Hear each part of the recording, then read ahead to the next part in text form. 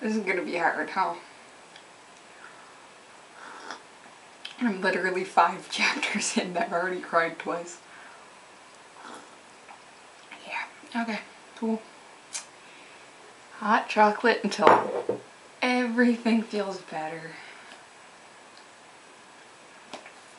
Hello. 2 chapters today.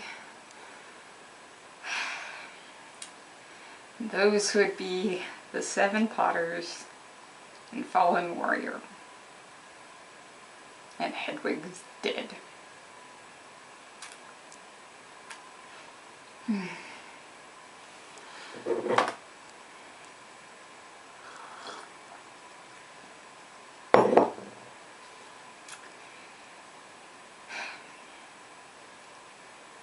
Like I said, this is going to be a hard book to talk about. But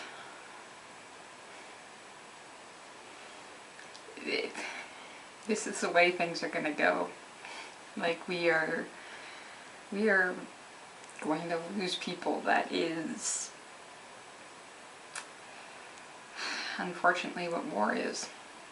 And I definitely think we are supposed to be repulsed and saddened and sickened by this, because that's sort of what texts are for. They help us figure things out without us necessarily having to go through it ourselves. Like, if we all had to go through a war zone, there'd be a lot of us who don't understand a lot of key issues.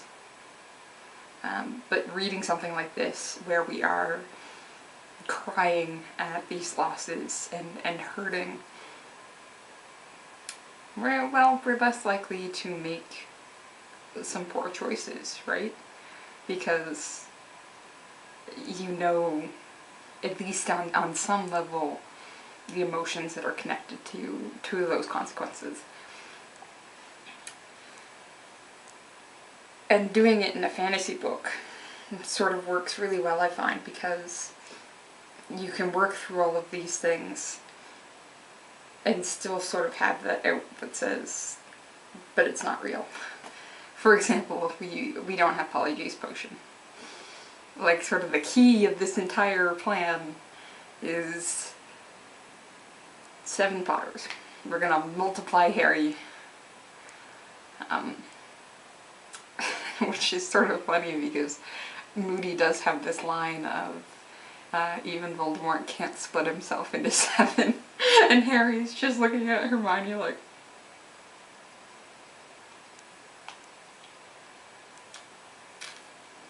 awkward. Because he can, in some way. He definitely can. And it's this realization that these kids know, at least in some aspect, more than the adults know. But across these 2 chapters, we definitely know for sure that they don't know everything. Because there's that moment towards the end of Fallen Warrior where Harry sees Voldemort's conversation in the loosest terms with Ollivander about using a different wand and that connection. And it's sort of that realization that, like, it's this moment of no one realizes. Like, I think Harry and Voldemort suspect a connection,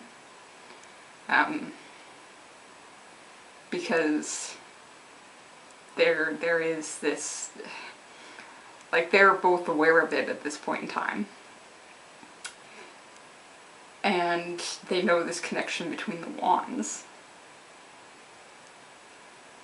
But only really Dumbledore and Snape know what the connection really is. Does that explain Harry's wand reacting the way it does? Like, I actually don't know about that. Because it really is reacting the way it shouldn't be reacting. Like, everyone's just like, oh, you unconsciously did that. But the way it is described, like, it really is the wand moving on its own. So is it a question of this wand connection, recognizing this person connection, and sort of trying to prevent Voldemort from essentially committing suicide in this destruction of one of his own Horcruxes. Again, do we know a spell with golden flames? No, we're never going to have another really wand interaction like this in this moment. Because next time Harry faces Voldemort, he's not going to have his own wand. Which is a key question. Does Harry's wand need to get destroyed before Harry can go through the Forbidden Forest and die? Or would his wand have reacted the way it did similarly in this moment and prevented that action from occurring? Like, that's a question that I don't have an answer to. Pardon me. Hot chocolate till it feels better.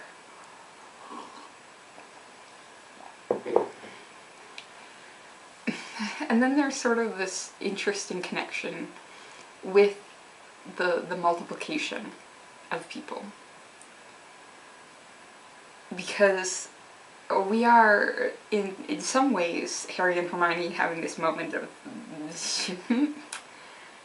is this recognition of how similar this moment is of 7 Harrys and 7 parts of Voldemort, except it's actually 8, it turns out, but that's beside the point. Except at its core it's very different, because in this moment we have a multiplication of Harry, but each of these is still not Harry in like the complete sense, because we know it's everybody else because they're all acting differently. We know it's Fred and George because Fred and George are acting like Fred and George. Like, we're identical. The best reaction in that moment. And it really is sort of the image of Harry multiplied. And it does become this question of, are we seeing a bit of Harry in each of these people? And what parts of Harry are they sort of reflecting back at us?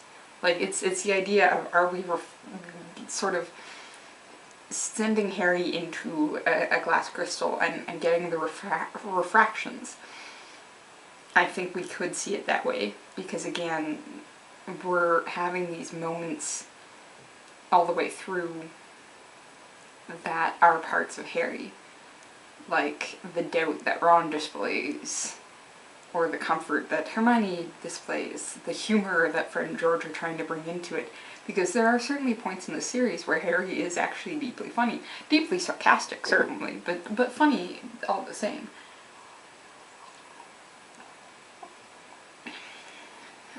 It's sort of this recognition of the connection with all of these people, because Harry has that when he's actually going through everybody. He has this one connection that's then personified through the role of the 7 Potters and then their guardians.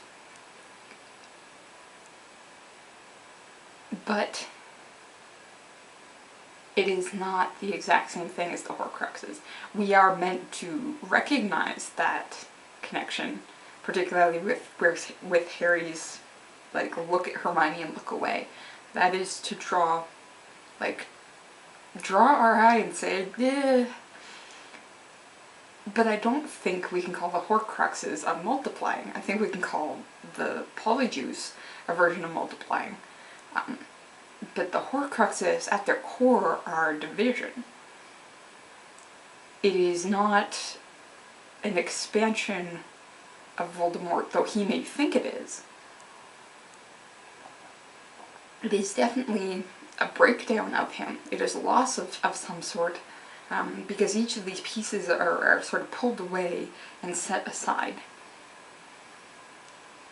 So I'm caught between saying it's a division and saying it's a subtraction of some sort, it's a removal of some sort, because each piece is actually lesser now.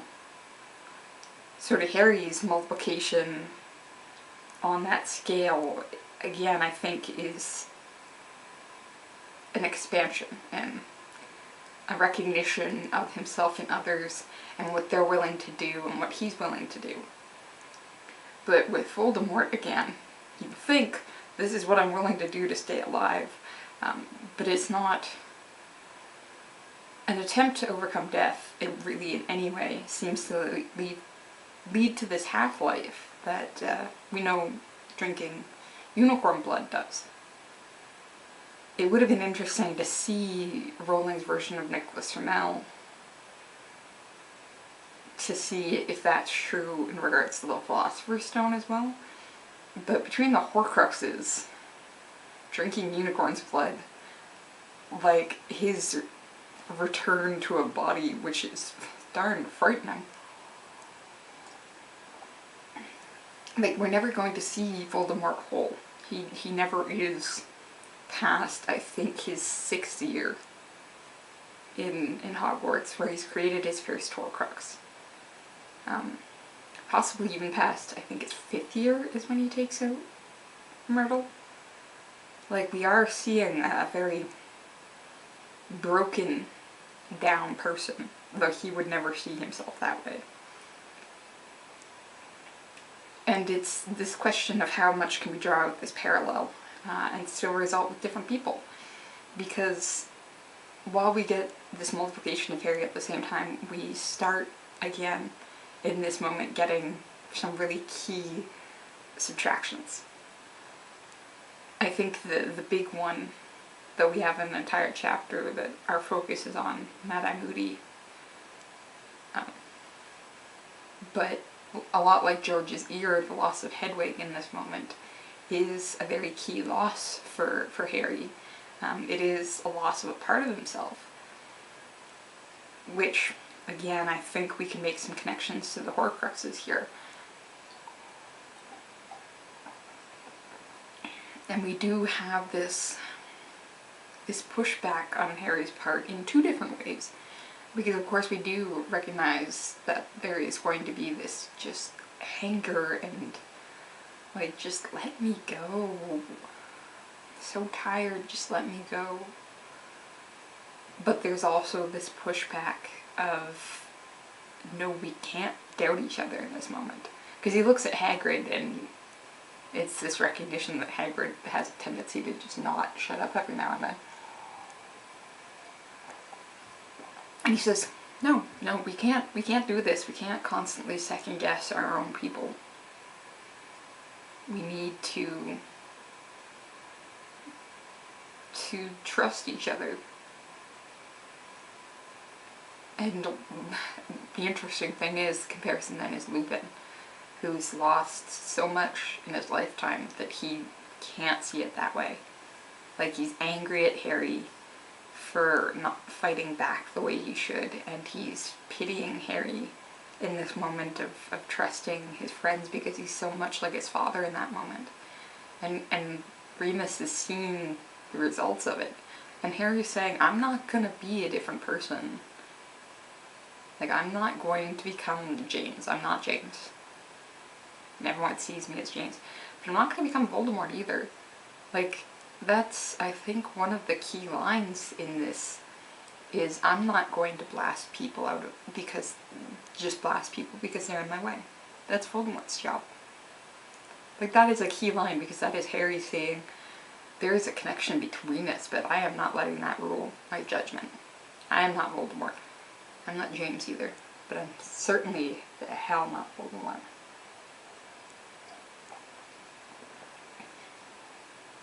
Yeah, no, this is gonna be a hard book to read. This one always makes me cry.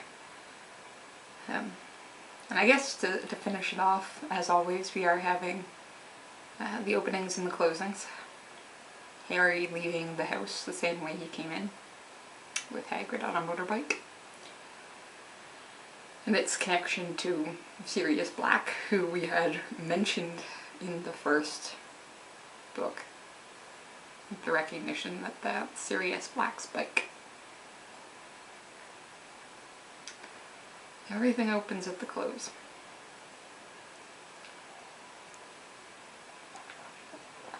hot chocolate until it doesn't hurt. I'm gonna keep reading, and I hope you do too. See you next time.